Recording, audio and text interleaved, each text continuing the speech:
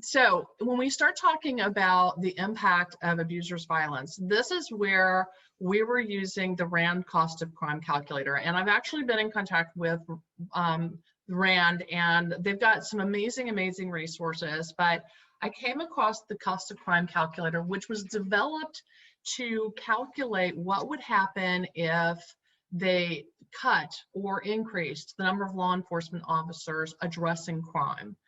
And in talking to the researchers that developed this calculator, I said, could we just put in the crimes that were related to domestic violence that we had access to?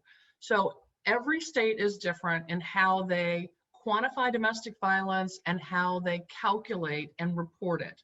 So you have to be really careful when you're talking about domestic violence, because for instance, in Florida, it's not just intimate partner violence, it's also anyone who's a blood relation, which could be siblings, it could be a parent child, adult child, it could be a whole lot of other things. If you go to Tennessee, for instance, roommates are considered domestic violence, even if they're not in an intimate relationship.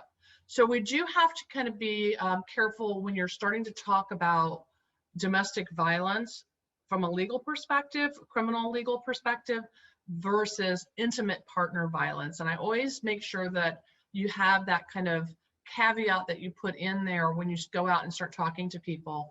But what we were able to do for the shelter was go in and take a look at, in 2018 was the year that we used, how many murders and manslaughters there were. We looked at sexual assaults and we combined several categories. And then we looked at aggravated assaults, stalking, and we combined those.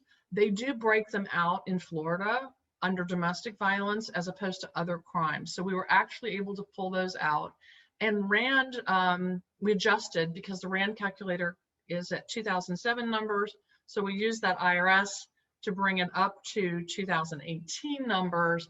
And you can see here the estimated impact, economic impact of just Collier County's domestic violence is nearly $200 million, which is just really, if you think about it, Collier County is a fairly small, very affluent community, and they're spending $200 million to just address, from the criminal justice side of things, the impact of abusers' violence.